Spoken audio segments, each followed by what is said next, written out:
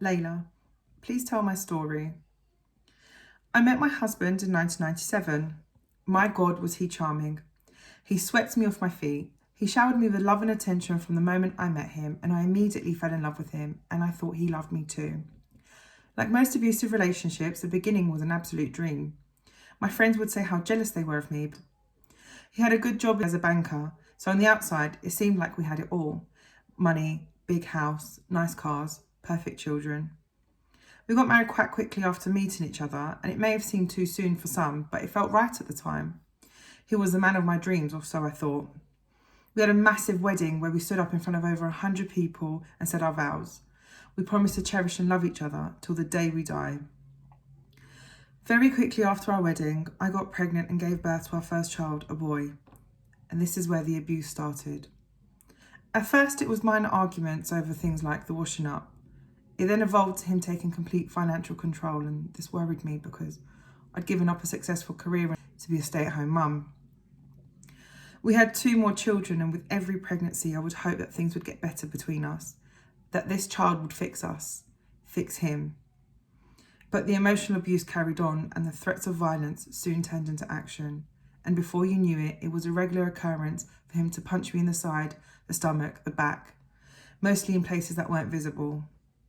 The children got older and the abuse got worse. One day in a rage, he broke a wine bottle and threatened to stab me with it. This was after he already repeatedly punched me. After this incident, I knew I had to leave. But who could I tell?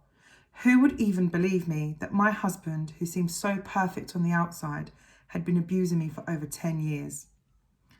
I finally got the guts to tell him that I was going to leave, and immediately he took all of my credit cards, cut them up and threw them in the bin.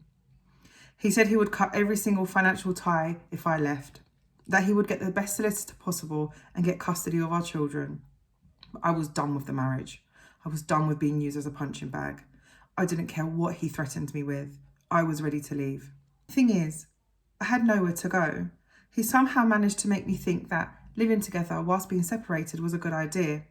He said that if I stayed in the home, he would financially help me until I got myself back on my feet job-wise, and that somehow separating this way was less upsetting for the children. He knew that the finances and the children were my weak point, so can you see how he managed to manipulate me on this one? I still didn't have the courage though to tell people the truth about what was going on in my home. I felt ashamed that I'd let this man do this to me for so long. I didn't want anyone to look at me differently, and I definitely didn't want a pity party. In hindsight, I wish I did, because the next part of my story may have never happened. I was finally able to move out, and I got myself a place to live for me and the kids. But the children stayed with him whilst I was getting our new home ready. One night, he sent me a text saying that he hated me so much for leaving him and that he couldn't bear for the family to be apart, that he was going to kill himself and the children because I left. I couldn't believe he was actually threatening me with this. Our children. So I rushed over to the house that was once our family home. I let myself in because nobody answered the door. My heart was pumping out of my chest. I wanted to throw up. I ran through the house manically because I couldn't hear any noises. I shouted for my children, but they didn't respond. I went into what used to be our bedroom, and my babies were laid in bed with their pajamas on, and it looked like they were still sleeping. And then it hit me like a ton of bricks. They weren't sleeping, they were dead. He'd suffocated my babies, my perfect, beautiful babies. For hours, I didn't know what to do, so I just crawled into bed and laid there with them. I knew that as soon as I'd called the police, my babies would be gone for good. As for my ex-husband, he didn't kill himself. He was too much of a coward to do so. He's now serving a life sentence for murdering my children. My life has never been the same since.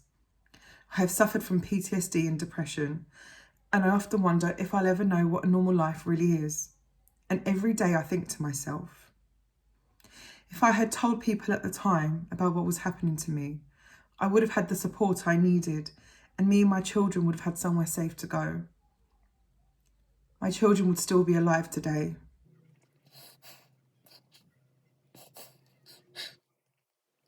So when they ask you, why didn't she just leave? Tell them my story. Remind them that sometimes abusers use everything in their power to stop you from leaving.